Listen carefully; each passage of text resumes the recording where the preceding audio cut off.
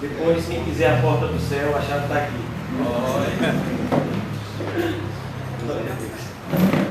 Vamos abrir as nossas Bíblias hoje, Isaías 24. A gente tem vivido um tempo onde muitas pessoas estão preocupadas com o futuro. E o ser humano sempre teve essa característica. A prova disso é que nós somos uma geração muito entregue, né, a essa questão de horóscopo e coisas semelhantes, né? Todo mundo quer saber o que vai acontecer no futuro para que possa se preparar e, quem sabe, né, ganhar algum proveito em relação a isso. Mas para aqueles que verdadeiramente são servos de Deus, o futuro é algo muito claro, que já nos foi revelado pelo Senhor.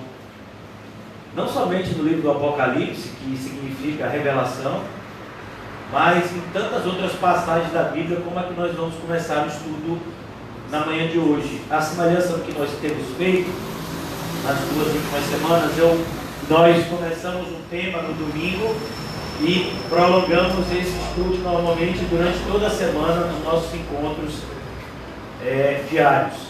Então hoje não vai ser diferente. Hoje a gente vai começar a estudar aqui Isaías 24. Essa sessão, né, essa parte do livro de Isaías, que vai de Isaías 24 até Isaías 27, é conhecido por muitos como o pequeno Apocalipse. E Isaías aqui ele vai falar de maneira imediata aquilo que aconteceria no mundo pelo crescimento do poderio assírio e como Deus reagiria diante disso. Mas de maneira eterna, essa palavra também ela simboliza essa luta cósmica entre o bem e o mal e como Deus está direcionando isso. Essa luta, irmãos, ela não é nova. Ela vem desde o Jardim do Éden. E antes mesmo do Jardim do Éden, já existia uma rebelião no céu. E Deus, então, expulsa 1/3 dos seus anjos por conta dessa revolta. E isso veio até nós aqui na terra e tem nos acompanhado até que o Senhor Jesus, de maneira definitiva, trate com isso na consumação dos séculos. E Isaías vai nos apresentar uma visão muito clara para que eu e você, na qualidade de cristãos, possamos nos posicionar em relação aos acontecimentos atuais e futuros. O título da nossa mensagem de hoje é Revelações de Deus para o futuro próximo. Revelações de Deus para o futuro próximo. Então aqui Isaías ele está caminhando para a conclusão de algo que começou lá nos capítulos anteriores, mais precisamente, irmãos, no capítulo número 13, quando o Senhor começou a falar a respeito dos oráculos específicos às nações. Então você vai ver, né, oráculos significam revelações, decretos divinos. Então Deus vai fazer isso contra a Babilônia, a Filístia, Moabe, Damasco, Etiópia, Egito, depois outro juízo contra a Babilônia no capítulo 21, contra Edom, contra a Arábia, contra Jerusalém e contra Tiro. E depois ele vai concluir isso nessa passagem que a gente vai começar a tratar hoje aqui no capítulo 24. Então, que nós possamos estar cada vez mais, irmãos, conscientes de que essa realidade que nós estamos vivendo hoje não deve ser tratada por nós, na qualidade de cristãos, como algo estranho ou como algo inesperado.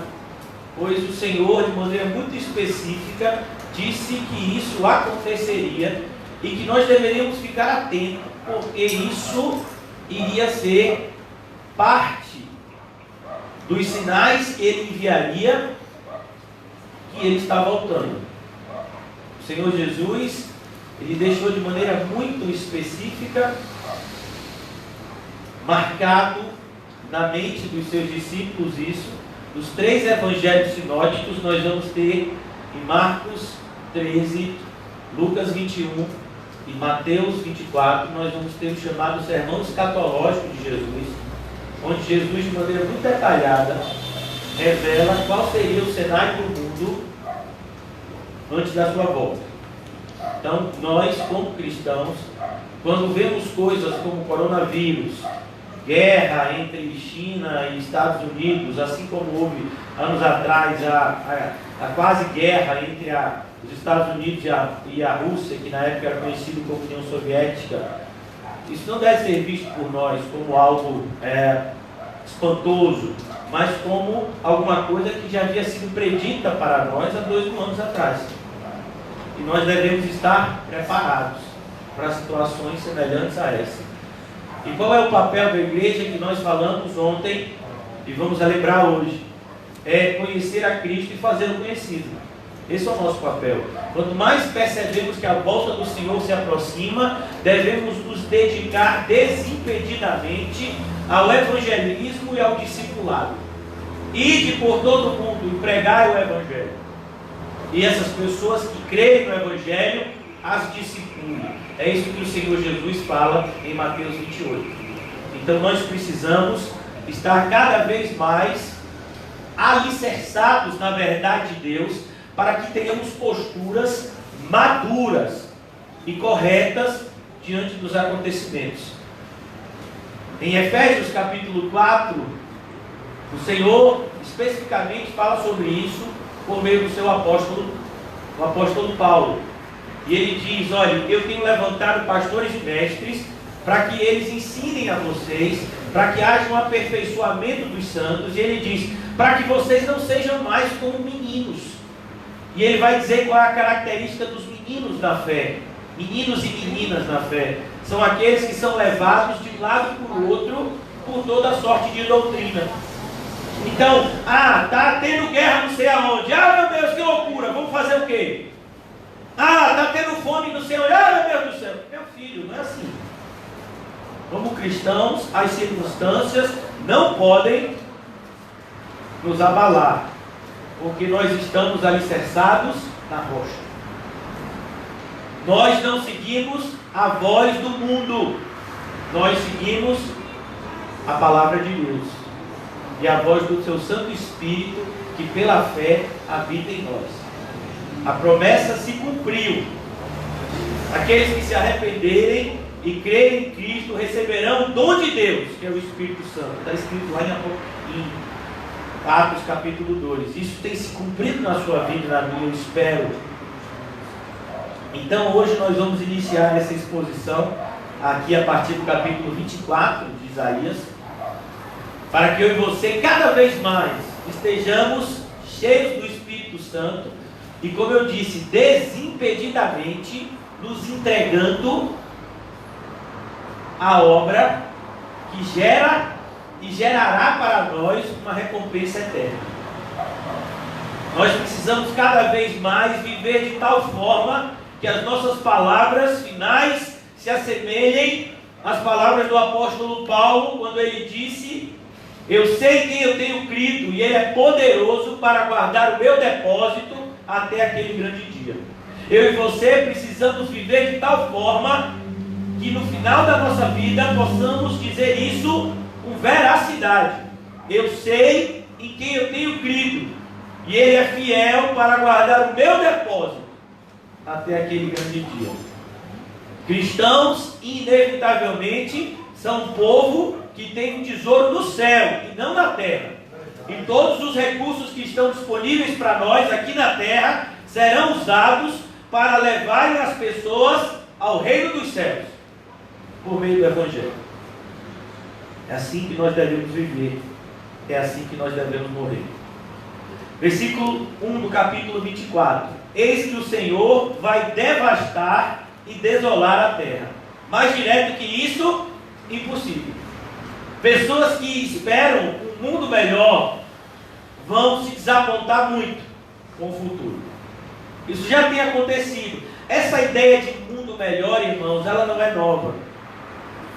Se você pegar e estudar um pouco da história moderna, se você pegar os livros de história e ver o que é que o mundo, como foi o mundo pós-guerra, pós-segunda guerra, a Primeira Guerra Mundial, lá na década de 40, assolou o mundo, mais especificamente a Europa, e deu uma nova geopolítica ao mundo. O mundo se divide de maneira diferente a partir daquela data. Começa a se reestruturar. Nações começam a emergir. Pessoas começam a enriquecer. E aquilo que estava por trás, ou pelo menos a frase de efeito que vinha era: nós precisamos criar um mundo melhor, para que não aconteça o que aconteceu, que foi a Segunda Guerra Mundial. Então, cria-se instituições como a ONU, como instituições que têm uma visão, né? A própria ONU significa Organizações das Nações Unidas. E essa ideia de dizer, olha, as nações precisam se unir, os mais ricos precisam ajudar os mais pobres, e se criam vários órgãos a nível mundial com esse propósito. E esses órgãos conseguiram melhorar o mundo? Não, meu irmão. As guerras civis na África deixaram de matar milhões de pessoas. Os ditadores genocidas deixaram de fazer isso por conta dos tesouros que existiam nesse país? Não. Mas o que há é uma tentativa de enganar, de manipular a massa. E eles ganharam uma forte ferramenta desde então, que é a televisão, que são os meios de difusão de informação em massa. Televisão, rádio, agora a internet. Tudo isso tem trabalhado prioritariamente em favor do mundo. A maior parte do conteúdo da internet, da televisão e do próprio rádio que ainda existe é diabólica. Isso é muito claro. Os telejornais, como 100% deles, não dizem nada que glorificam a Deus. Tudo que eles fazem é com propósito antropocêntrico de trazer glória ao próprio homem. Então nós precisamos cada vez mais estar atentos, irmãos, que a terra, ela está com seus dias contados, e que o nosso papel é iniciar um êxodo em direção à terra prometida. A palavra êxodo significa saída. Então nós estamos iniciando uma grande peregrinação. É isso que a igreja representa. Uma grande peregrinação daqueles que foram avisados pelo Espírito da destruição do mundo, para irem ao refúgio seguro, que é a cidade celestial. Qualquer tipo de evangelho que lhe seja apresentado com uma ideia diferente, eu posso te garantir, biblicamente falando, que é um falso evangelho. Jesus, desde o início da sua ministração, ele diz: eu vim trazer a vocês o reino dos céus, porque a terra está com seus dias contados. Então aqui ele diz: eis que o Senhor vai devastar e desolar a terra. É lógico, irmãos, que nós sabemos que, de maneira, como eu já disse a vocês, toda essa profecia, ela tem um duplo cumprimento, né? Ela se cumpriu na época lá do profeta Isaías, com a expansão do poderio assírio, mas ela também se cumpre em toda a história da humanidade, com a expansão da maldade. Por se multiplicar a maldade, o amor de quase todos se esfriaria. Perceba que Jesus vai dizer isso 700 anos depois de Isaías falar, está escrito aqui. Então, a terra está com seus dias contados. É por isso que a gente tem que falar o máximo que a gente puder, para o máximo de pessoas que a gente conseguir, que elas precisam se preparar. Está vindo tempestade. O único refúgio seguro é a arca. É o lugar onde Deus inspirou pessoas a construírem algo que é divinamente inspirado. E a arca nada mais é do que uma simbologia da igreja. A igreja, ela é construída de acordo com a palavra de Deus. Como uma igreja forma? Quais são os ministérios? Como funciona a liderança? Qual o papel daqueles que entram pela porta? Tudo isso é descrito no Evangelho. E nós estamos nos preparando como Noé e a sua família, e é isso que nós somos aqui, uma família. Todos aqueles que entraram na arca, eles tinham laços familiares. Nós somos irmãos e irmãs. O nosso vínculo é muito mais forte do que o laço sanguíneo, que une as pessoas somente por uma geração. Mas o vínculo do Espírito Santo nos une por toda a eternidade. Por isso que Jesus vai dizer: a minha mãe, os meus pais, a minha mãe, os meus irmãos e as minhas irmãs são aqueles que ouvem e obedecem à voz do Pai que está no céu. Só essas pessoas poderão entrar na igreja que nos coloca em segurança diante da forte tempestade que virá e destruirá o mundo inteiro. Mais uma vez, eu falo tempestade de maneira simbólica, porque já nos foi anunciado que não vai ser pela água que o mundo vai ser destruído dessa segunda vez, mas pelo fogo. Aqui ele diz: eis que o Senhor vai devastar e desolar a terra. Ele vai transformar a sua superfície e dispersar os moradores. Perceba, ele vai transtornar. Olha a palavra, irmãos. Transtornar. Eu acho maravilhoso que essa palavra também foi usada em relação à igreja cumprindo a sua missão de evangelismo. Aqueles que estão transtornando o mundo chegaram até nós.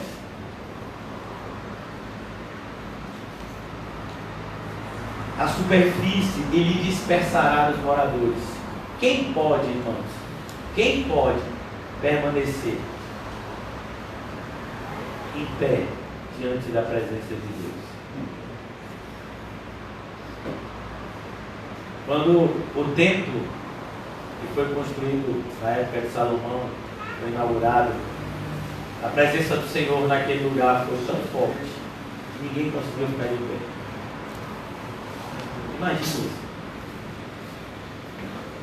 Imagine quando a presença física e real do Senhor estiver diante dos pecadores, como eles agirão? Por isso, quando Jesus traz para nós uma parábola que nos remete ao juízo, ele diz: é como um rei que está passando no meio dos seus convidados para cumprimentá-los na festa, e então ele percebe que um dos convidados não está com as vestes corretas. E ele diz: quem foi que mandou você entrar sem as vestes corretas? E esse convidado ficou tão assustado que ele emudeceu. Quem pode falar alguma coisa na presença de Deus? Se até os demônios estremecem. Uma das grandes falhas da igreja está escrita nesse próprio livro que estamos estudando aqui, esse mesmo livro que estamos estudando, é que o povo de Deus não o conhece. Nós temos uma visão de Deus muito pequena, como se Deus fosse parecido com a gente. Deus não é parecido com a gente. Deus não é parecido comigo e você. E nem nós somos parecidos com Ele. Nós deveríamos ser, mas perdemos isso quando nosso pai e a nossa mãe pecaram, Adão e Eva. Então nós tomamos a forma do pecado e não mais a forma de Deus como deveríamos ter. Por isso é importante, irmãos, que entendamos que a nossa ligação maior deve ser com Deus e não com as pessoas. Eu jamais poderei me ligar verdadeiramente a alguém, esposa, filhos, família, pai, mãe, irmãos, se eu não estiver ligado primeiro a Deus. O que suceder ao povo, sucederá ao sacerdote. Percebe, irmãos? Como há uma responsabilidade sobre um grupo específico na igreja que formam a liderança. Nós aprendemos a chamar essas pessoas de pastores. Elas podem ser chamadas também de bispos.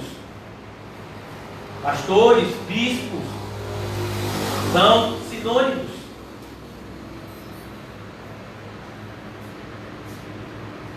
O que suceder ao povo, sucederá ao sacerdote. Aqui, o propósito do Senhor é revelar que o julgamento que Ele vai trazer alcançará a toda classe de gente.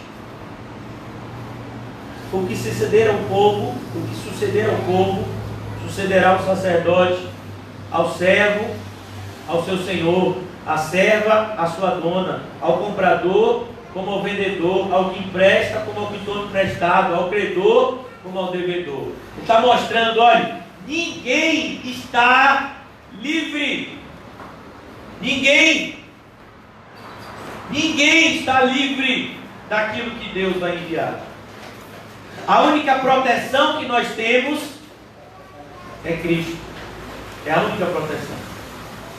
Fora de Cristo, nós não temos nenhum tipo de segurança. Qualquer segurança fora de Cristo é uma falsa segurança.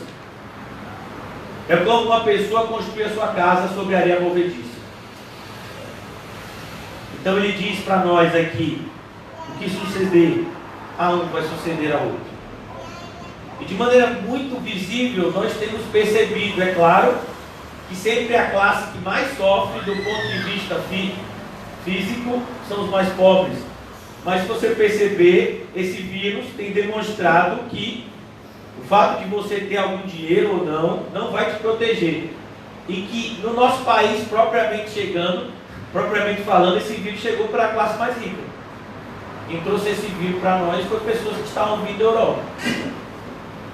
Depois, aqui no nosso estado, teve uma festa milionária em um resort milionário, numa praia paradisíaca em Itacaré, e foi lá que começou a propagação desse vírus aqui no nosso estado. Um rico de São Paulo é diagnosticado com vírus e ele pega um avião particular e vem para o litoral baiano e traz esse vírus para cá. Rico e pobre.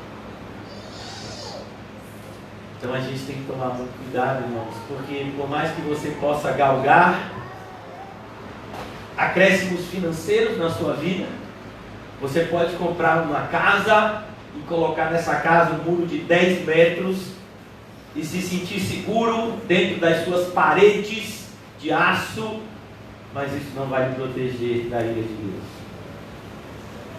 Ninguém conseguirá se esconder de Deus naquele grande dia. Nem os demônios. Imagine os seres humanos. Então aqui ele fala, versículo 3: a terra será de todo devastada e totalmente saqueada, porque o Senhor é quem proferiu esta palavra. Por que isso vai acontecer? Porque Deus disse que vai acontecer. Eu vejo que tem pessoas na igreja que às vezes estão cheias de dedo quando algo de ruim acontece no mundo, para dizer que foi Deus que fez. Alguns anos atrás teve um tsunami na Indonésia, se eu não me engano. E aí morreram várias pessoas, houve uma grande destruição naquele país, e todo mundo se perguntava, por que Deus permitiu isso? E aí, Deus permitiu isso por causa... Deus não permitiu, irmão, foi Deus que mandou. Aquela onda foi Deus que mandou. Não é que Deus permitiu. Tem a ideia de muitos assim, Deus permitiu, e aí o diabo foi lá e fez. Não, meu filho, foi Deus que mandou. É Deus que está mandando o coronavírus, meu filho. Deus não está permitindo o coronavírus, Ele está mandando. E o coronavírus não é a ira de Deus ainda. O coronavírus é a misericórdia de Deus para despertar uma igreja sonolenta. Uma igreja que esqueceu que o viver é Cristo e que o morrer é lucro. E Deus está por misericórdia, em primeiro lugar, ao seu povo, que somos nós, a igreja. Ele envia trombetas para dizer: olha, eu estou aqui e o juízo está próximo. Preparem-se. O coronavírus não é a ira de Deus e nem perto disso. Mas a gente já vê o que um pequeno aviso de Deus, a devastação que isso causa. Quando nós lemos um sermão escrito por um homem há alguns anos atrás, pecadores na mão de um Deus irado, sabe qual é o texto que ele usa como referência a esse sermão? Quando Deus resvalar o seu pé na terra. Você sabe o que é resvalar?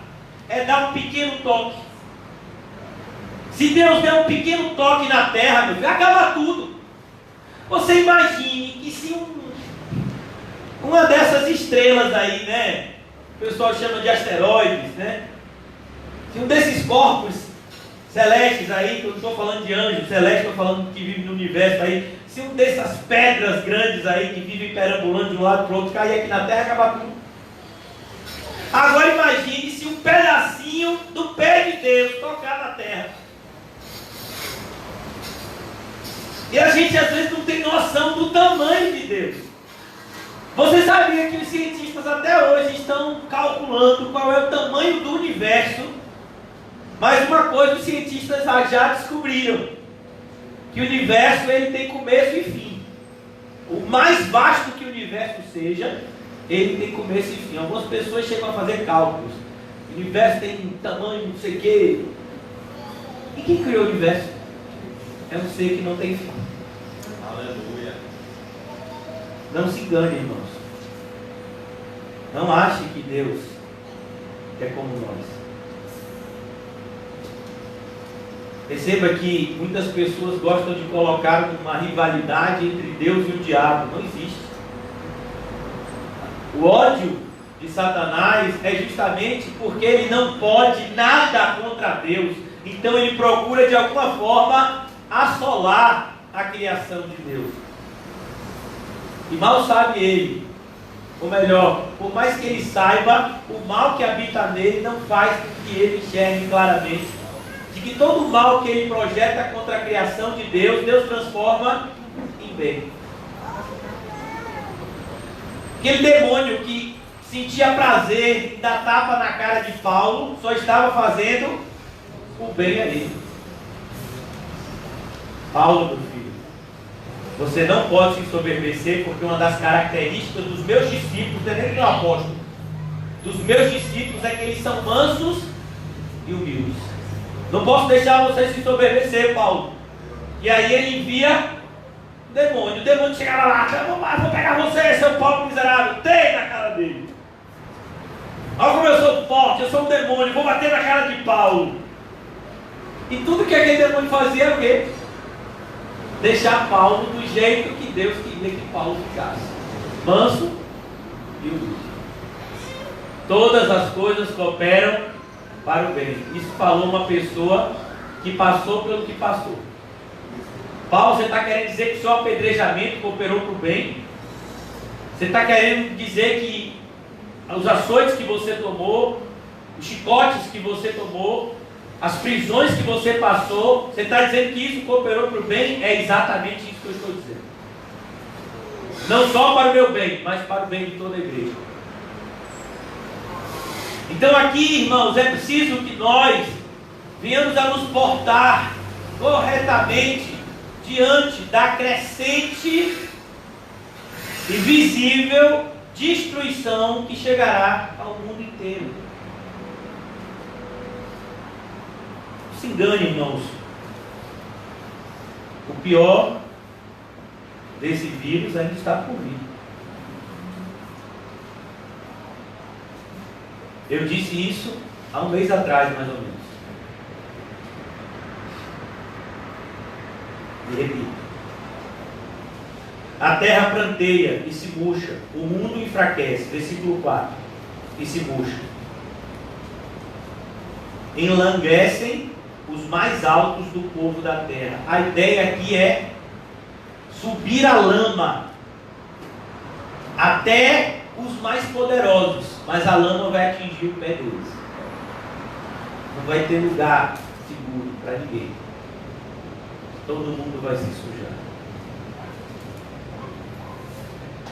Na verdade, a terra está contaminada por causa dos seus moradores.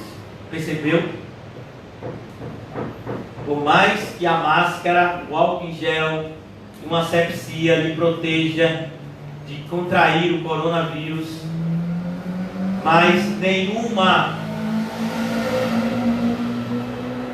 instrumento inventado pelo homem pode nos proteger do pecado e das consequências dele. Somente o Evangelho e o sangue de Cristo nos imuniza das consequências do pecado.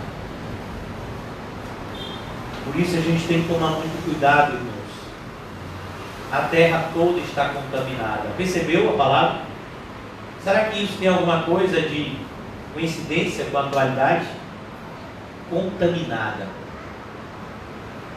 Olha que coisa. Quando essas palavras foram escritas por Isaías, ninguém nem sabia o que era o vírus. Toda essa concepção tecnológica que a gente tem na área da ciência vem mais especificamente de 100 anos para cá. Mas, há 2.700 anos já nos era dito que a terra inteira está contaminada. Toda a terra está contaminada. Todos pecaram e carecem da glória de Deus, carecem da graça de Deus, do Evangelho de Cristo. Por isso que nós vamos ver o nosso amado irmão Paulo dizer: e eu me sinto devedor de todos os seres. Eu sinto que eu devo algo às pessoas. Você sente isso? Você deveria sentir. Quando você passa pelo seu bairro e você vê usuários de droga, e você vê moradores de rua, e você vê pessoas em bares, e você vê pessoas cada vez mais se entregando à falsa religião, você não se sente devedor? Se você não tem esse tipo de sentimento, irmãos, é bom você começar a analisar o seu cristianismo. Nós somos devedores da verdade, se de fato fomos alcançados pela verdade. Na verdade, a terra está contaminada por causa dos seus moradores, porquanto transgridem. Percebe a conjugação verbal?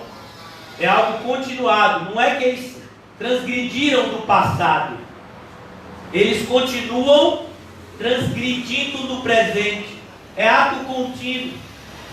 O pecado que tem início no jardim do Éden, por meio de uma desobediência de Adão e Eva, tem continuidade na vida dos seus descendentes, e eles vivem a transgredir, a ponto de, na época de Noé, Deus não suportar mais e destruir o mundo inteiro e recomeçar o mundo. Mas o pecado estava presente, e o pecado volta por meio de um dos filhos de Noé, que desonram ao pai.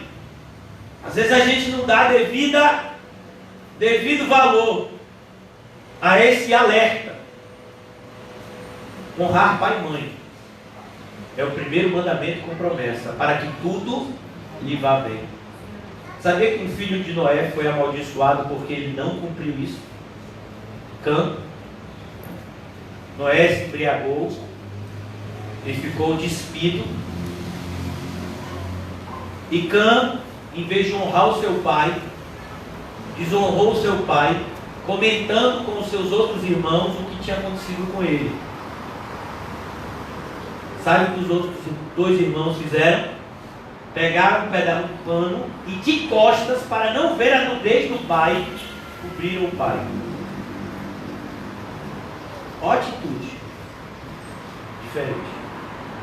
Mas o Senhor está me dizendo que o pecado, de novo, é só por conta dessa bobagem. Pode ser bobagem para você, irmão, mas para Deus não é. É o primeiro mandamento, promessa, para que tudo lhe vá bem. E olhe que Noé era um homem embriagado que havia se despido. E ainda assim, os seus filhos deveriam honrá-lo. Mais uma vez, honrar não significa apoiar o erro, mas significa tratar as pessoas como Deus manda tratá-las. Então aqui, irmãos, é importante que a gente entenda, eles transgridem a lei, não é o que a gente vê hoje. Ontem eu vi uma costureira que saiu nos veículos de comunicação mais famosos do país, uma costureira que conseguiu levantar 100 quilos de ração para cachorrinhos, fazendo máscaras.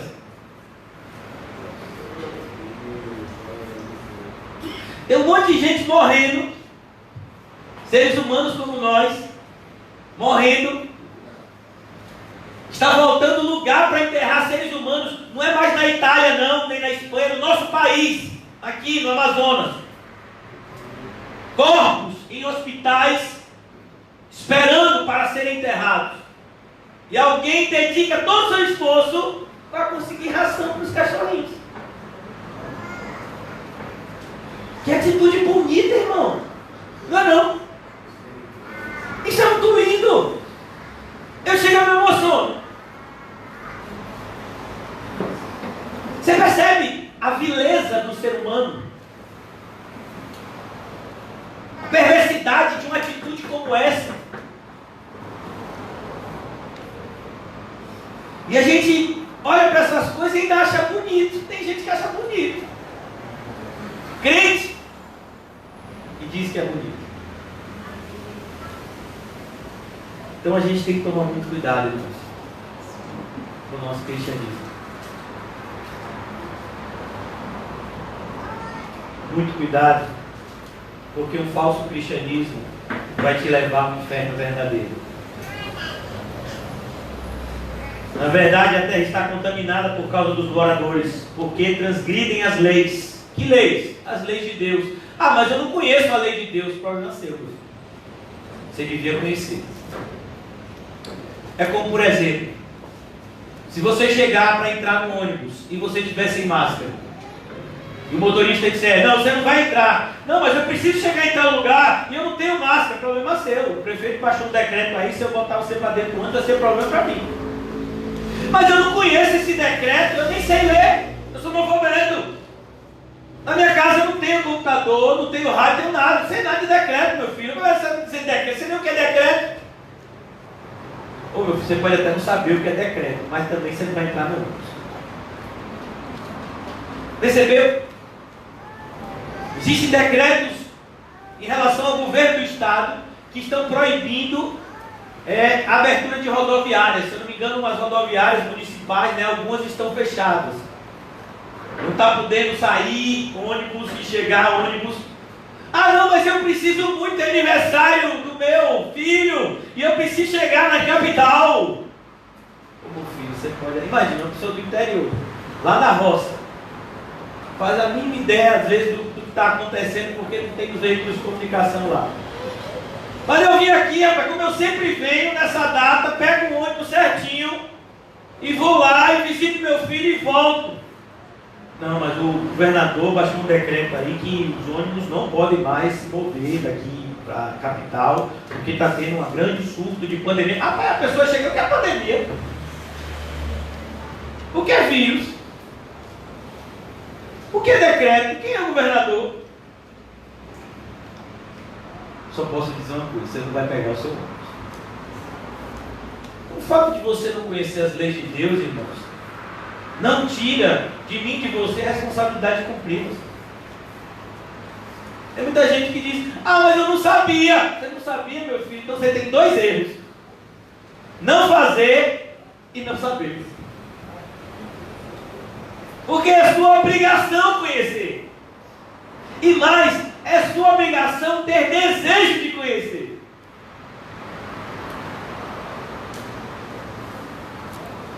Então ele diz aqui, os que transgridem as leis, violam os estatutos e quebram a aliança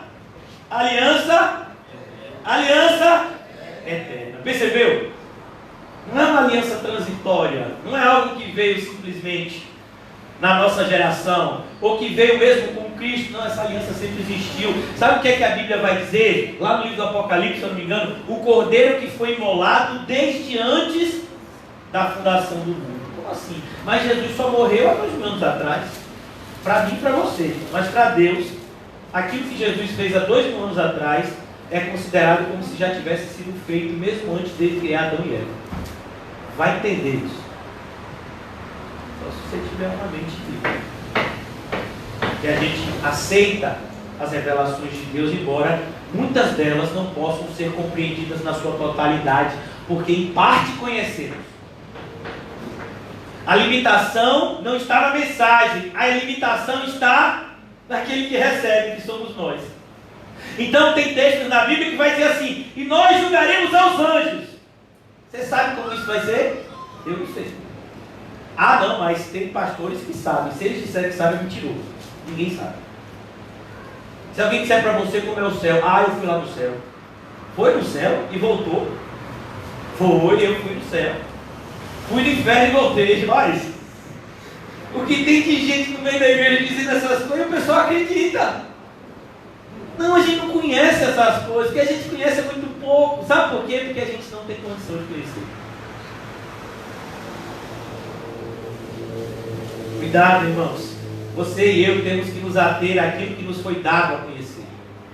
Está escrito, se eu não me engano, no livro de Deuteronômio: aquilo que foi dado a Deus, dado por Deus para que pudéssemos conhecer, é nosso, nós devemos conhecer. Mas tem coisas que Deus não revelou, pertencem a quem? A Deus.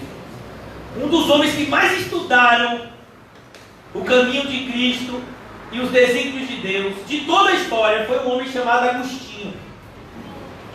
E ele ficava querendo conhecer tudo. Isso é muito bom, porque essa curiosidade santa vai fazer com que a gente cresça na graça do conhecimento.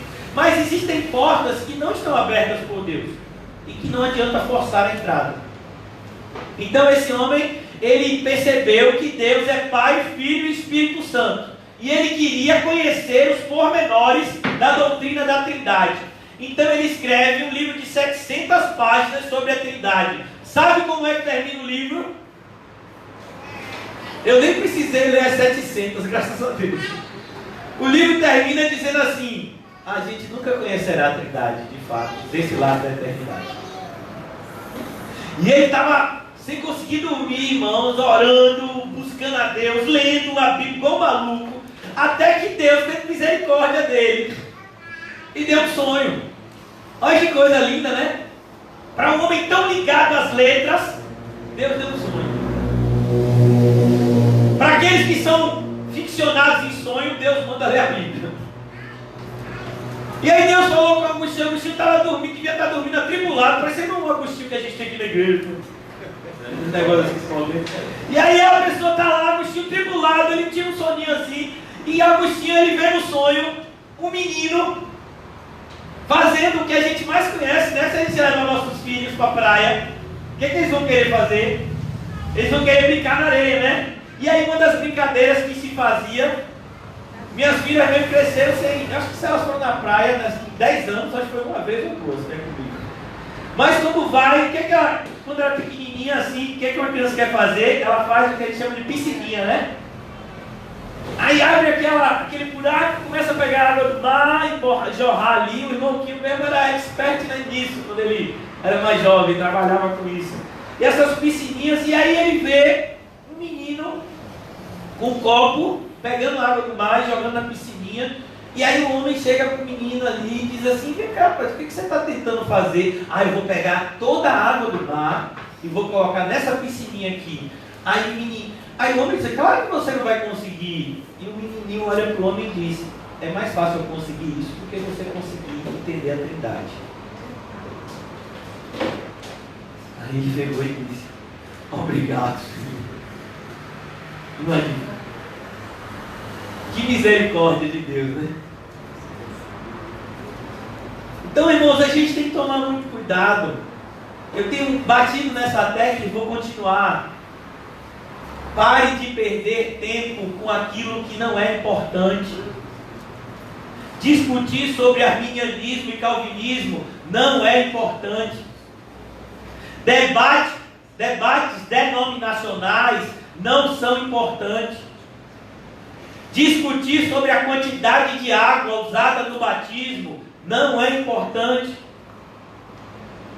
Debater sobre assuntos secundários, irmãos, deve ser algo completamente tirado da vida do cristão e da igreja, porque a gente tem um assunto que merece toda a nossa dedicação e força, que é conhecer o Evangelho e fazê-lo conhecido. Essa é a nossa missão, irmãos. Eu queria só relembrar ela, se vocês me permitirem. Vamos rapidamente a Mateus 28. E a tarefa, semana passada, qual foi? Escreveu o Salmo 1, não foi? E teve um monte de gente que fez, eu fiquei feliz. Lá em casa quem fez foi minhas filhas, elas fizeram por mim. Eu postei no grupo também, que a gente fizer. A tarefa de hoje vai ser Mateus 28, 20.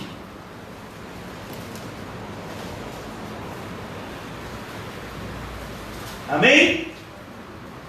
Mateus 28, 18 a 20. Essa é a tarefa. Ô pastor, semana passada foi só um versículo, semana você 3. Você é preguiçoso. É para você escrever no papelzinho e botar na sua casa. Bote aí. A gente botaram mesmo na ponta da geladeira. O José botou na parede aqui. Então, onde você colocar, meu filho, tem que ser num lugar que você veja. Você passa por aquele lugar várias vezes por dia. Amém? Não é para você colocar dentro de uma gaveta, no armário, para você não ver nunca. Mateus 28, 18. Jesus aproximando-se falou-lhes. Vamos imaginar essa cena hoje? Vamos imaginar que eu e você estamos lá no Mar da Galileia. E não é difícil não, né? Olha ali para aquela praia. Vamos imaginar que a gente está naquela pedra ali, ó. Todo mundo sentadinho. E que Jesus ressurreto está diante da gente. Olha que cena maravilhosa. Eu já vi muito filme, irmãos, bíblico, por isso que eu fico assim, né? Com essa mente infantil. É tão legal, né? A gente se colocar no lugar daqueles homens assim, imaginar aquelas cenas assim. Aí você imagina Jesus se aproximando de você, você sentado ali na praia, você olhando assim, ainda sem acreditar, meu Deus, ele estava crucificado, e agora ele está aqui ressuscitado, e ele está de carne, outro, como foi isso? Ele até comeu com a gente. Os discípulos, em outros evangelhos, a gente vai ver que Jesus comeu peixe, comeu pão com ele, para mostrar que de fato ele estava ali de carne e osso, que não era um fantasma. E ele está lá pertinho da gente, amém? E a gente está ansioso para ver o que ele vai dizer para a gente. Porque Jesus não perde tempo. Jesus nunca perdeu tempo enchendo linguiça. Jesus só falava aquilo que era importante. E ele só falava quando devia falar. Quando devia calar, ele calava. Oh Deus, nos dá essa sabedoria de saber o tempo de falar e o tempo de calar. Jesus era assim. E os discípulos já sabiam. Eles ficavam assim, ó, esperando aquilo que ia sair da boca do mestre. Jesus, aproximando-lhes, falou-lhes dizendo: toda autoridade me foi dada no céu e na terra. Olha que coisa. Por que Jesus está dizendo isso? Porque haviam matado Jesus há 40 dias. Estavam perseguindo a igreja. Iria vir uma perseguição muito pior sobre a igreja, no primeiro momento pelos próprios judeus, e depois por todos do mundo, representado pelo Império Romano. E Jesus já diz desde o começo: nunca ache que a autoridade está com essas pessoas que usam a força. A autoridade é algo inerente a Deus. Toda autoridade me foi dada no céu e na terra. Por isso não temos demônios. Eles não podem prejudicar você e nem podem paralisar a missão. As portas do inferno não prevalecerão contra a minha igreja. São eles que temem a gente, porque a gente chega lá no território deles e chama todos aqueles que tem que chamar, e eles não podem fazer nada a não ser estribuchar e botar alguns cachorros para perseguir os missionários. Mas os cachorros não vão morder, amém? Irmão, olha, eu tenho visto com os meus olhos que os cachorros se comunicam. Quando eu chego em determinados lugares, eu olho para o olhar do bicho daquele assim, aquele pastor que fica falando que não deve dar ração para mim, E olha que eu nem digo isso. Eu só digo que a prioridade não são os bichos, são os seres humanos. Os bichos, nós devemos cuidar deles, mas não como prioridade na nossa vida. Então aqui a gente vai ver, irmãos, toda autoridade me foi dada no céu. Então, meu irmão, por que você está preocupado? Toda autoridade está na mão de quem? Daquele que lhe mandou fazer. Meu pai, você vai pregar. Outro dia eu estava dizendo, meu pai, você vai pregar, mas e se prender o senhor? Pô, meu filho, aí papai vai preso. Ô pai, não diga isso não. Toda autoridade foi dada a quem? A Deus. Você está indo na autoridade dele? Você percebe, irmão, como um delegado da Polícia Federal chega todo quando está fazendo aquela missão, né? Isso ficou muito famoso depois da Lava Jato, né?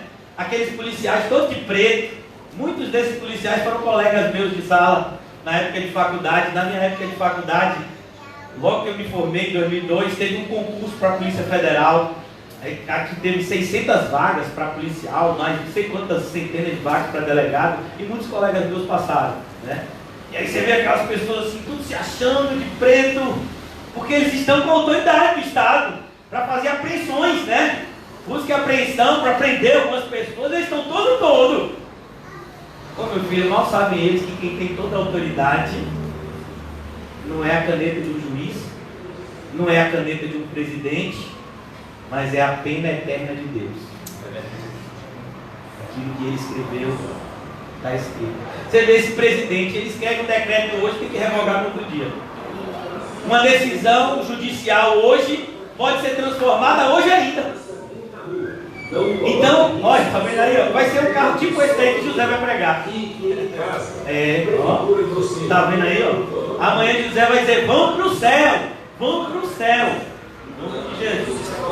Então aqui, irmãos, toda a autoridade me foi dada. Jesus está dizendo isso, que maravilha. A gente está ali sentado na praia e Jesus está dizendo para a gente: fique tranquilo, quem está no controle sou eu. É isso que ele quer dizer. Quando ele fala toda a autoridade me foi dada, eu estou no controle. Então não se engane por conta da minha aparência humana. É isso que Jesus está dizendo. E aqui ele diz: ide. Irmãos, isso é uma ordem. Isso não é uma sugestão nem um pedido. E eu quero te dizer, isso não é para um grupo da igreja, isso é para toda a igreja. Jesus não disse: ide, separe missionários e envie-os. Ele disse isso? Não. Ele está olhando para todos nós que estamos na praia. Vocês estão na praia comigo ou não? Cadê a imaginação de vocês? Estão ou não estão? Estou, pastor, chega a estar um calor aqui, ó. Esse sol, deixa eu começar a protetor solar. Então, ide portanto. Percebeu o significado dessa palavra? O portanto faz com que essa ordem esteja conectada à autoridade que Cristo disse que é dele. Porque eu tenho toda a autoridade, vocês têm que ir pregar o Evangelho. Ide, portanto, e fazei discípulos de todas as nações. Percebeu? Jesus mandou plantar a igreja? Não. Jesus mandou encher a igreja? Jesus mandou enganar as pessoas para se tornarem crentes? Não. Jesus mandou fazer discípulos. E o que é que um discípulo é? É uma pessoa que renunciou a tudo, tomou a sua cruz e segue a Jesus. Se você não fez essas três coisas elementares, você não é um discípulo. Nossa função, como disse o apóstolo Paulo, não é batizar. Ó, meu irmão, é importante que você se batize. Não, é importante que você se arrependa. Quem vai me pedir para ser batizado é você. Ô pastor, em nome de Jesus, me batize. Vamos uma água na minha cabeça aí. Por quê? Porque você foi convencido do pecado, da justiça e do juízo. Nossa função é fazer discípulos. E como eles são feitos? Por meio da pregação, do ensino. A verdade apresentada em amor. O amor demonstrado pela apresentação da verdade. E de, portanto, em fazer discípulos de todas as nações, de todas. E se Deus mandar você para a China, mas eu não sei falar chinês, fique tranquilo. Deus vai proporcionar tradutores, ou então ele mesmo bota você para traduzir. Outro dia eu fiquei todo feliz, irmão. Tem tipo um gravadorzinho assim, que você fala e sai do outro idioma. Não é o primeiro mundo, é. Às vezes eu me acho poliglota, porque tem um negócio do Google Translate. Aí eu pego várias palavras e vou lá, né, conversando com pessoas de várias partes do mundo que conversam comigo via Facebook. E eu me acho o poliglota. Olha, meu filho. Deus garante. Ele capacita aquilo que ele envia. A capacitação não é anterior à missão, mas é durante a missão. Nós temos um costume ruim. Na nossa sociedade, as pessoas costumam se preparar antes, né? É como, por exemplo, o médico, ele faz anos de faculdade de medicina para poder exercer a medicina. Mas na vida cristã é diferente. Você aprende fazendo. Você evangeliza evangelizando. Você aprende a evangelizar evangelizando. Você aprende a orar orando. Você aprende a estudar a Bíblia estudando. Você aprende a fazer o bem ao próximo praticando. E às vezes a gente vai errar e Deus vai corrigir. Mudou. Ide, portanto, e fazer discípulos de todas as nações, batizando-os em nome do Pai, do Filho e do Espírito Santo. Percebe? Depois que a pessoa diz, eu quero ser discípulo de Jesus, é que você batiza. A pessoa tem uma consciência do seu pecado, da justiça e do juízo. Versículo 20. E acabou quando batiza a pessoa? Não, meu filho, só começou. Ensinando-os a guardar todas as coisas que vos tenho ordenado. Percebeu? Evangelismo e discipulado. Isso resume o nosso ministério aqui na terra. Eu falei ontem, mas só isso, pastor? Meu filho, se você entendesse a profundidade disso, você ia dizer, meu Deus, tudo isso, salva-me, Senhor. É como, por exemplo, o Senhor Jesus olha para os seus discípulos e diz, deixe perdoar 70 vezes 7. Sabe o que eles falam? Aumenta a minha fé. Ele diz, rapaz, ensinando-nos a guardar todas as coisas que vos tenho ordenado. E eis que estou convosco. Ele já tinha dito. E agora ele repete, eis que estou com vocês. Eu estou com vocês. Aqui nessa manhã, Jesus está com a gente. Amanhã, quando o irmão for evangelizar, Jesus vai estar com eles. Quando você for dividir a sua fé com outra pessoa, Jesus vai estar lá, entre você e essa pessoa, te dando todo o suporte. Aleluia, Jesus. Eu estou com vocês todos os dias. Olha que maravilha. Glória a Deus. Todos os dias. Ô Jesus, mas e quando chove, o Senhor está com a gente, Jesus? Estou. Jesus, e quando faz aquele solzão que dá vontade de ir para a praia e esquecer que eu sou crente, eu estou lá também. Eita Deus, e agora? Jesus, e naquele dia que eu estou com raiva, com vontade de matar alguém, eu estou lá. E Jesus, e aquele dia que eu estou com vontade, às vezes, de olhar, dar uma olhadinha assim, Sodoma e Gomorra, aí eu me lembro que pode virar estaca de sal, e aí eu fico, né? Eu estou com vocês. Eu vou estar com vocês. Às vezes a gente traz isso, né? Como se Jesus estivesse com a gente somente quando a gente está fazendo a obra. Não, Jesus está com a gente o tempo todo, irmão. Por isso que se você estiver fazendo coisa errada, você está entristecendo Jesus presencialmente. Jesus está presente quando eu e você pecamos. Que tristeza, né? Já imaginou a tristeza para um pai ver o seu filho fazendo algo de errado? Meu Deus, mas eu não ensinei isso para ele. Eu ensinei foi justamente o contrário. A tristeza que eu já vi de mães que vão buscar os seus filhos na penitenciária. E aí você ouve relatos de mães, muitas vezes pais. Mas doutor, né, se dirigindo ao delegado, eu dei tudo que eu podia a esse menino. Ensinei a ele a não fazer essas coisas erradas. Falei isso, isso e isso. Sempre fiz de tudo para que esse menino pudesse ir no caminho certo, doutor. Imagine a vergonha de uma mãe indo buscar o seu filho na cadeia. Então, a gente tem que tomar muito cuidado, irmãos, porque Jesus está presente, não somente quando estamos corretamente fazendo o que Ele mandou, mas quando estamos fazendo algo de errado. Eis que estou com vocês todos os dias até a consumação dos séculos. Trará o quê? Destruição à terra. E é isso que nós estamos estudando aqui em Isaías. Esse cenário que vai anteceder a volta de Jesus.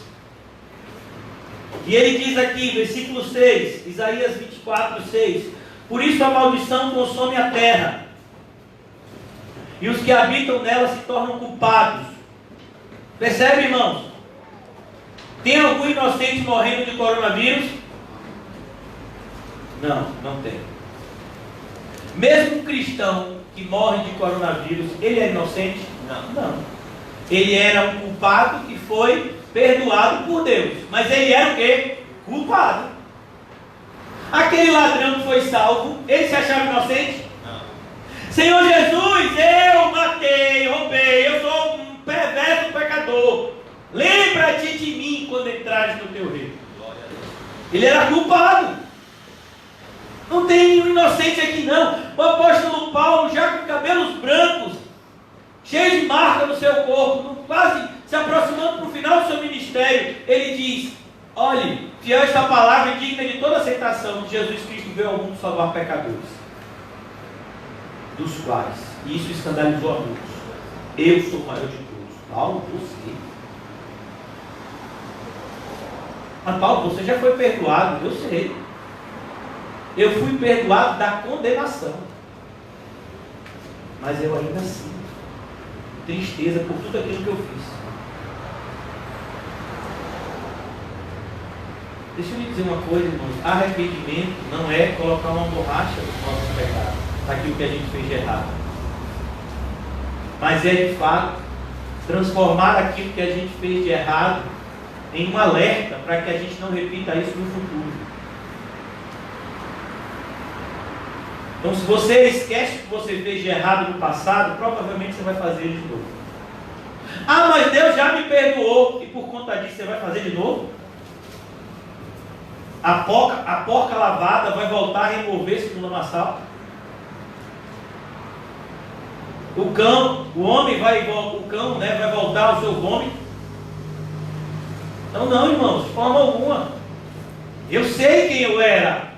E eu preciso continuar sabendo disso, para que cada vez mais o meu coração seja grato em quem Deus tem me transformado.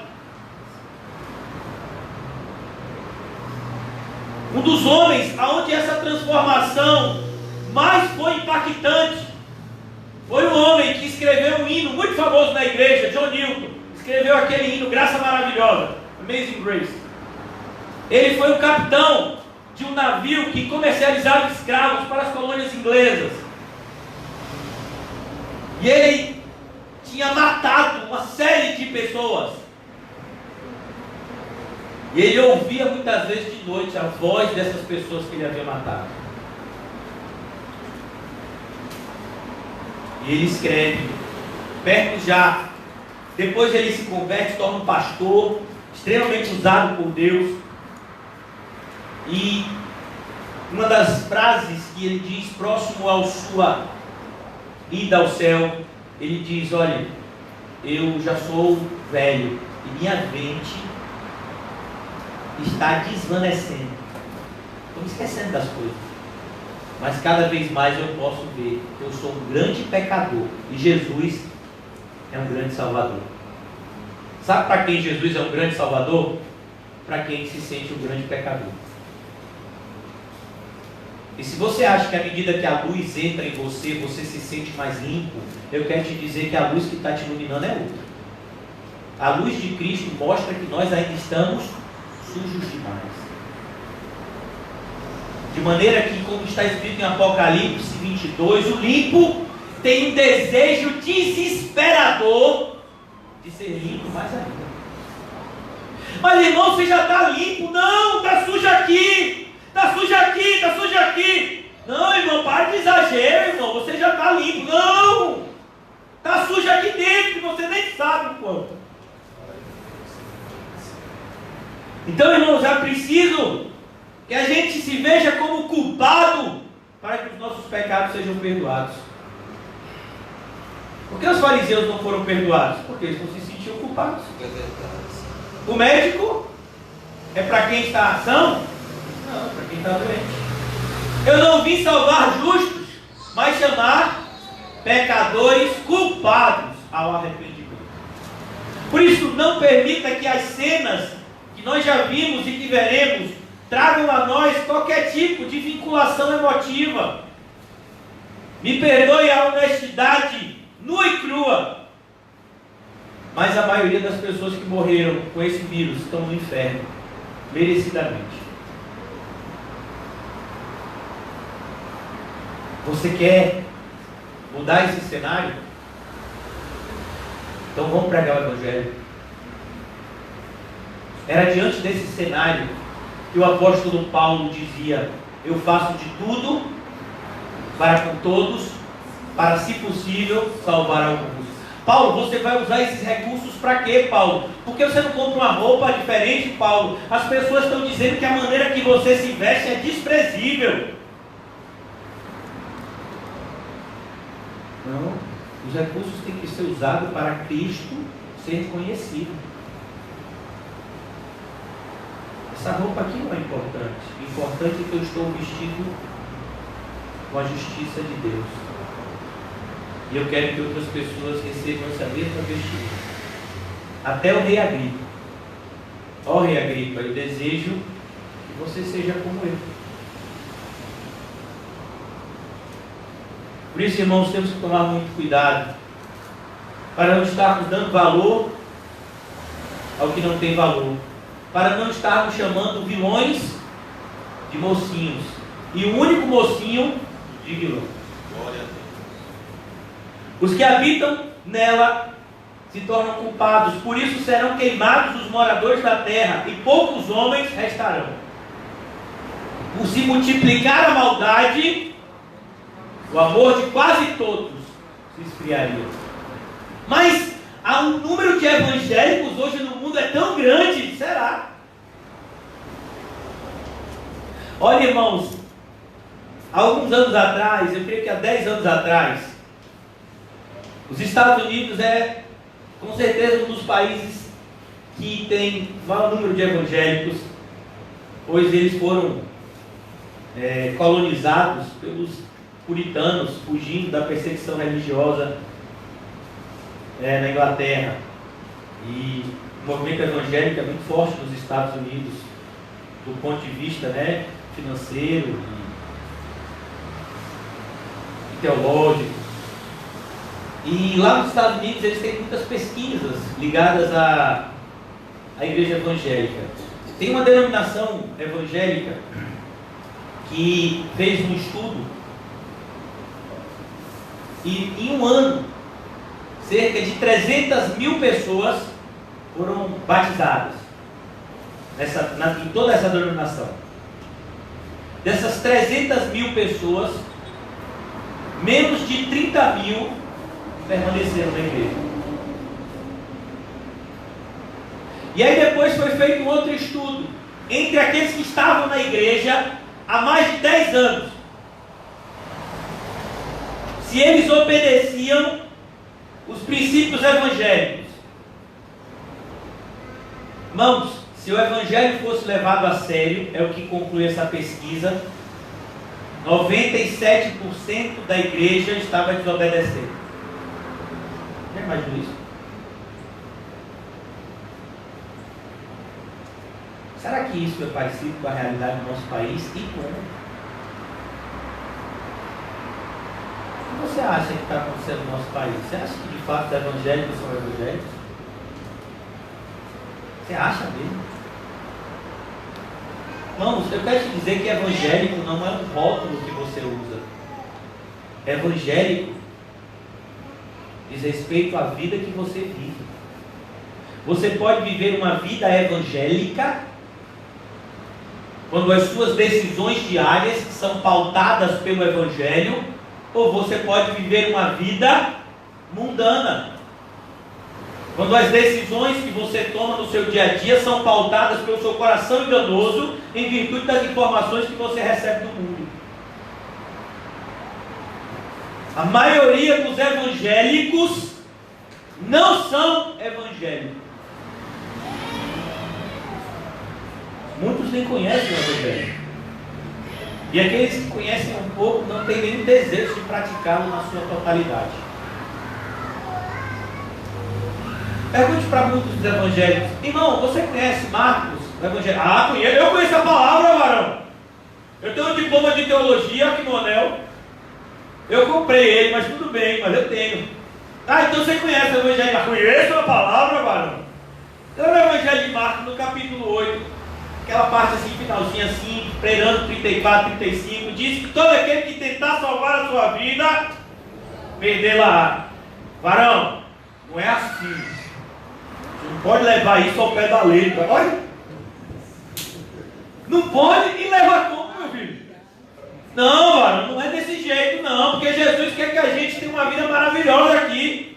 Olha para isso, ó. Eu estava vendo um pastor desse aí com doutorado em teologia. Não, não é que Deus não quer que você seja rico. Deus não tem nada contra os ricos. Salomão foi rico. Você quem foi rico? Aí eu digo assim, ele diz algum do Novo Testamento que foi rico? Ele não diz.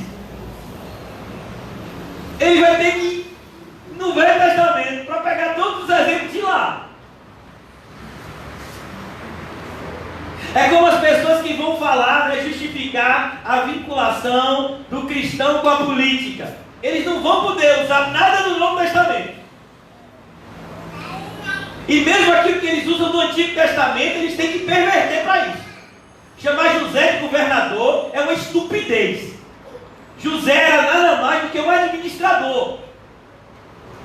Ele não foi eleito pelo povo, ele não fez uma campanha política. Ele foi divinamente colocado por Deus para gerir as riquezas do Egito temporariamente, para que o povo de Deus fosse mantido. Neemias não deixou de ser copeiro para ser governador. Não, Neemias foi um líder que abdicou da sua segurança no palácio do rei para se expor aos perigos de reconstruir uma cidade destruída. Mas as pessoas pervertem isso para justificar as concupiscências que estão no seu coração. Não, olha como Neemias foi. Olha como José foi político. José é político. Ô, meu filho, você pode dizer que José foi um monte de coisa, menos político.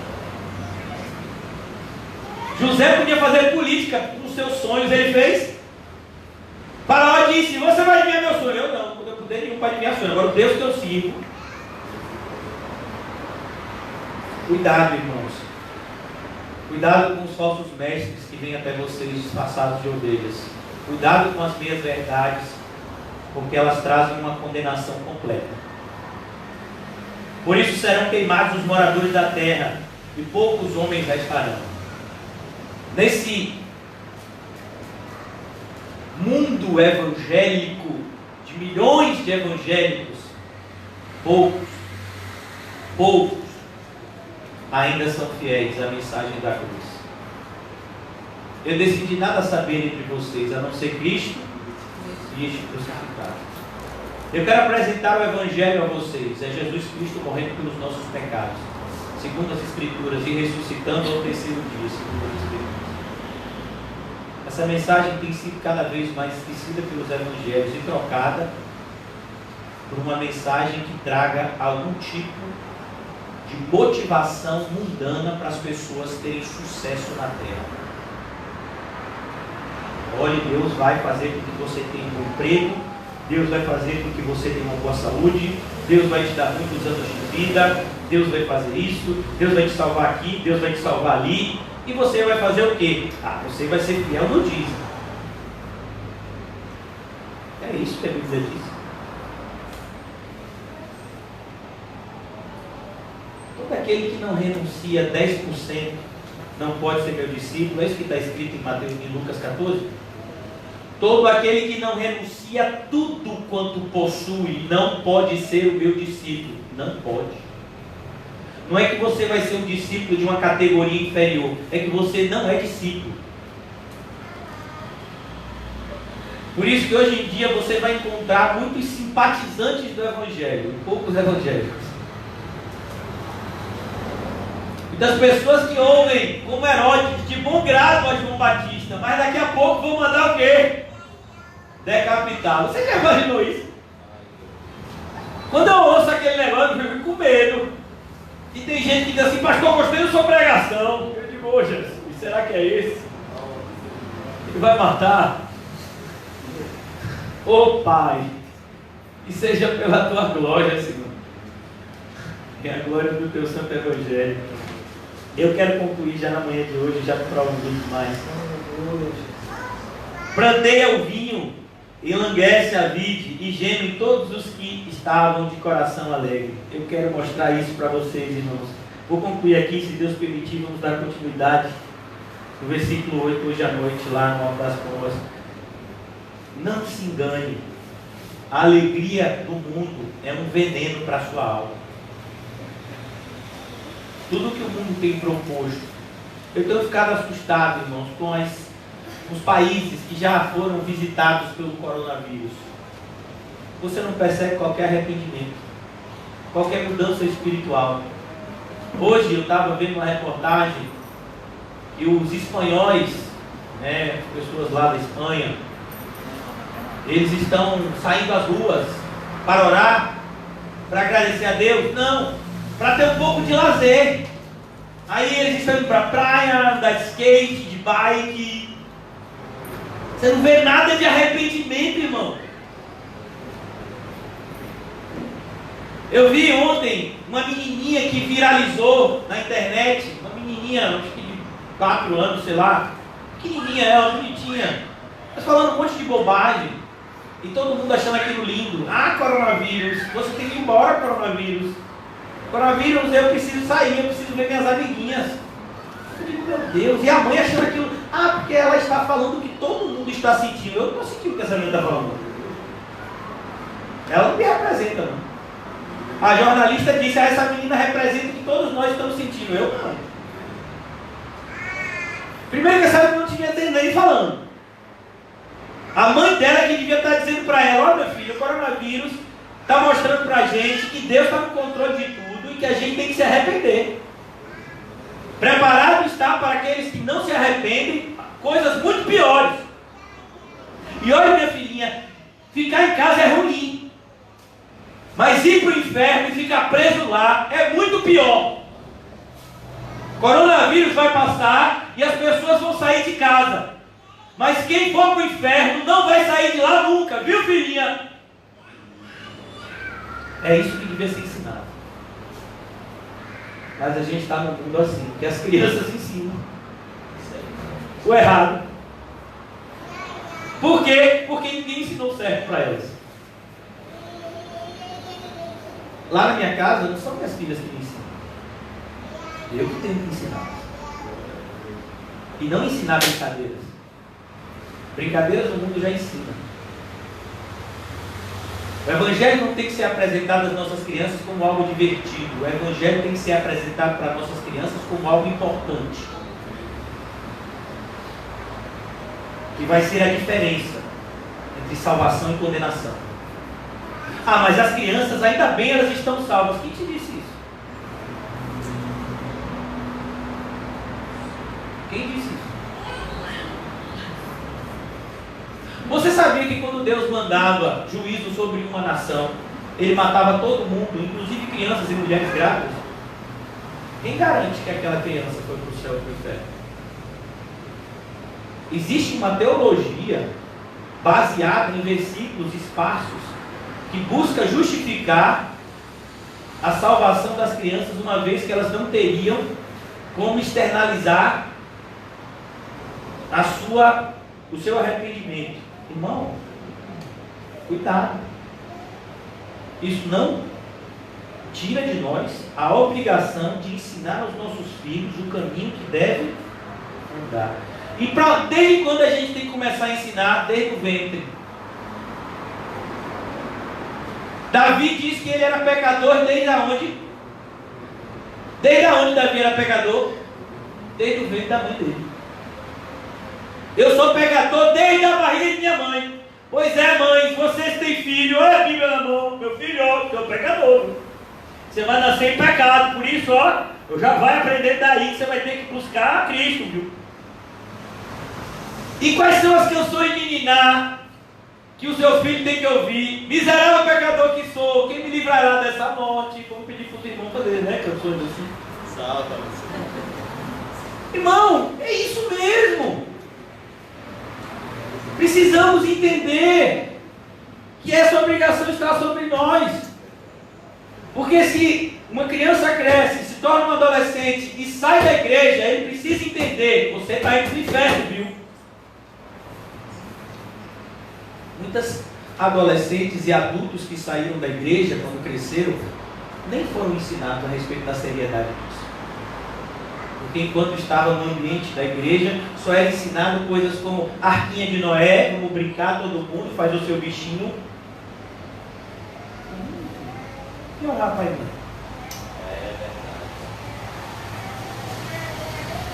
E ser discípulo de Cristo? Trevas, inferno, o que são essas coisas? Então a gente tem que tomar. Não existe evangelho para crianças e evangelho para adultos. Só existe evangelho. Não existe evangelho para senhores de idade, para casais. Não, só tem evangelho. Eu falei sobre isso ontem, sabe? Existe um ministério na igreja evangélica chamado Casados para Sempre. E você sabe que é um ministério bastante próspero, que a maioria das igrejas aceitam isso. Eles fazem congressos, retiros de casais. Você sabia que essa expressão é herética? Que ninguém está casado para sempre? Que nós estamos casados até que a morte... Meu filho, você acha que quando chegar lá no céu você vai chamar sua esposa de esposa? E a esposa vai olhar para o marido e dizer: meu marido? Não, meu filho, não tem mais isso lá. Jesus disse para os saduceus: será que você e eu vamos cometer o mesmo erro que os saduceus? Errais, não conhecendo as escrituras e nem o poder de Deus. Quando chega lá no céu, não tem mais esse negócio de meu amor, de meu querido. Não, a realidade vai ser outra. Graças a Deus. Então a gente tem que tomar cuidado. E aí a pessoa vai e diz: eu fiz um curso de casados para sempre. Foi tão bom para mim.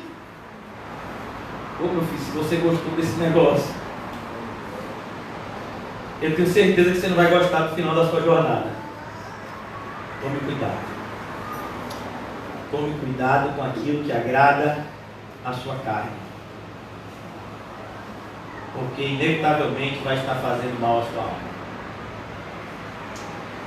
Eu queria pedir que os irmãos da ceia, que vão distribuir a ceia, distribuíssem a ceia entre aqueles que vão ceiar. Vocês podem ficar sentados e vão fazer sepsia de mãos e vão distribuir os elementos da ceia. E eu quero que vocês já se preparem para receber esse ambiente de reflexão profunda. Eu quero que você pense a respeito do seu evangelho. Você está aqui nessa manhã, se você se considera evangélico, se você se considera aqui em casa das irmãs evangélica, qual é a prova disso? O que você está fundamentando essa sua conclusão? O que na sua vida durante essa semana leva você a crer que você é um discípulo de Cristo? nós vamos ceiar. E a ceia é para os discípulos. Mas eu quero que você entenda que Judas também ceiou. Obrigado, meu filho. Glória a Deus pela sua vida. Obrigado, irmão. Deus abençoe. Judas também ceiou, irmãos. Vocês sabiam disso? Ananias e Safira provavelmente devem ter passado por muitos momentos de ceia. Demas deve ter ceiado dezenas de vezes com o apóstolo Paulo. E aí? É assim que você vai cear essa manhã? Como alguém que recebe os elementos da ceia, mas que ama o mundo?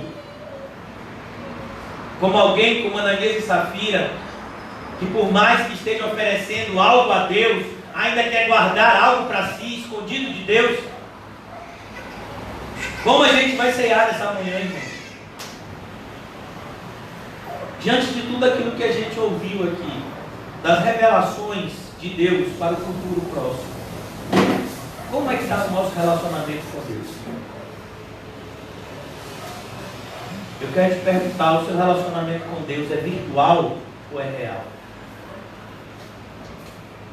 Como é o seu relacionamento com Deus? Quando você fecha os seus olhos e ora, é para Deus que você dirige as suas palavras? Ou é para um ídolo que você criou segundo as suas próprias concupiscências? É para um Deus que é santo, santo, santo? Ou para um ídolo que você criou que é parecido com você, inclusive nas suas concupiscências? Por isso que devemos tomar muito cuidado, irmãos. Quando estamos diante de momentos como esse, que foram escolhidos pelo próprio Senhor Jesus, para nos lembrar daquilo que foi feito. A ceia para nós foi nos deixada como um memorial eterno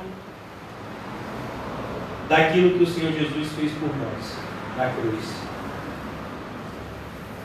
E Ele diz, olha, vocês vão comer este pão, e vocês vão beber este cálice, e vão se lembrar do corpo e do sangue que eu ofereci por vocês, de uma vez por todas, naquela cruz, para que vocês não mais vivessem para o mundo, mas vivessem para Deus. Será que de fato é isso que está acontecendo com a gente, irmãos? Você cada vez mais tenha em si, que eu cada vez mais possa ter crescente essa percepção do papel que o Senhor Jesus nos deu para que desempenhássemos aqui na terra. E jamais, irmãos, venhamos a escavar e esconder a moeda. Pois quando o Senhor Jesus voltar, nós vamos ter que prestar conta de tudo que Ele nos deu. A ceia do Senhor, irmãos, nos leva a essa reflexão. O que eu estou fazendo por Cristo é o que eu estou fazendo na igreja.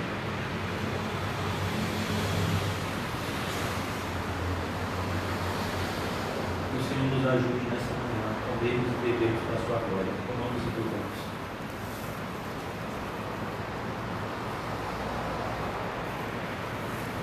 Nosso amado Deus e Pai, nós vamos a Ti, por meio do sangue de Jesus, na instrução do Espírito Santo, clamando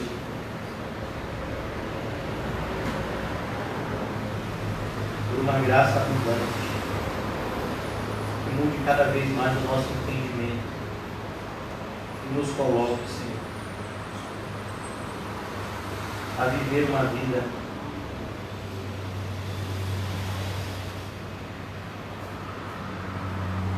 que glorifique a Ti em tudo. Que as nossas palavras, que as nossas ações, principalmente, Senhor, que os nossos pensamentos sejam cada vez mais santificados, Senhor. Não nos deixa sermos enganados ou enganarmos a nós mesmos, Senhor. com mentiras convenientes, mas que cada vez mais nos entreguemos ao Evangelho genuíno, Senhor, que nos tira da nossa zona de conforto e nos coloca, Senhor,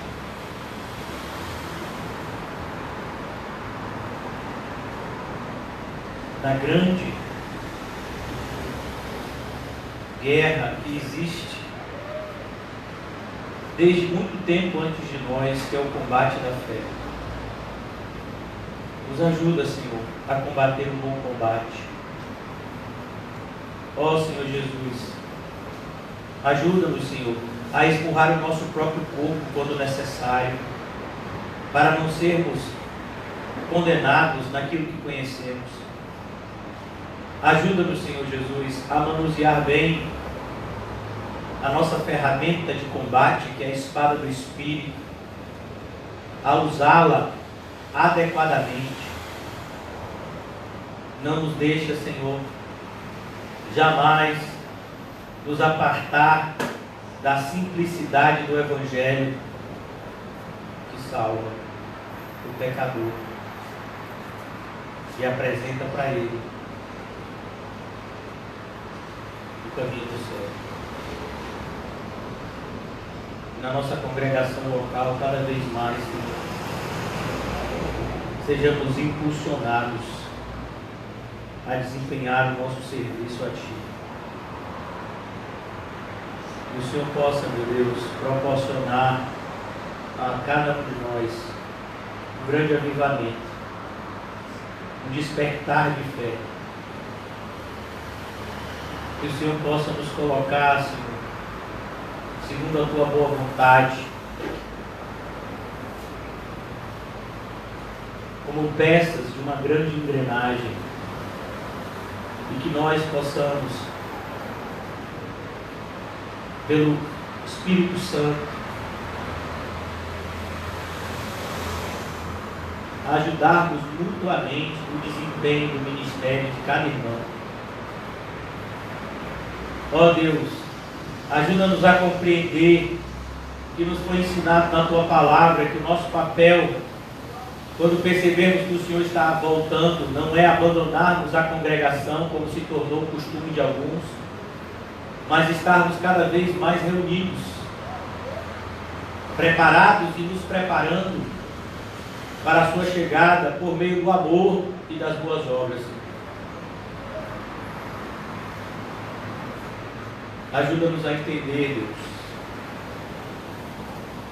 Por mais que a fé seja o veículo com que a graça nos faz ser salvos, possamos entender que a fé sem obras é morta. E que tal fé não pode salvar ninguém. Não nos deixa, meu Deus, mais uma vez eu te peço, sermos enganados por uma falsa fé que muitas vezes nos é conveniente, mas que possamos nos entregar ao Evangelho da cruz, do Cristo crucificado, que chama os seus discípulos a andarem por Ele, andarem por Ele e com Ele, carregando cada um a sua própria cruz. Ó Deus, ajuda-nos a compreendermos cada vez mais a profundidade dessas verdades e a vivermos, que possamos vivê-las no nosso dia a dia. Compreendermos cada vez mais que o céu não é na terra, que o céu é no céu. E é para lá que estamos marchando ousadamente. Enquanto isso, convidamos a todos que se ajuntem a nós nessa grande caminhada da fé. Ajuda-nos, Senhor Jesus, a vivermos de uma forma evangélica, para a Tua glória. Em nome de Jesus, amém? E graças a Deus. Amém, irmãos? Saúdem-se mutuamente com um olhar santo. E não se esqueçam de fazer a tarefa. Escrever Mateus 28, 18 a 20, botar no lugar visível em casa e vivê-lo, não somente essa semana, mas durante toda a sua vida. Amém? Deus abençoe a todos.